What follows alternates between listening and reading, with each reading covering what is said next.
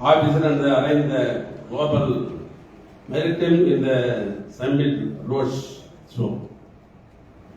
The GMS conference to be held on the New Delhi on 17 and 8 October will bring out the latest international technology and the best projects. The shipping and the port development will attract more capital and they believe that it will be helpful for the development of the nation.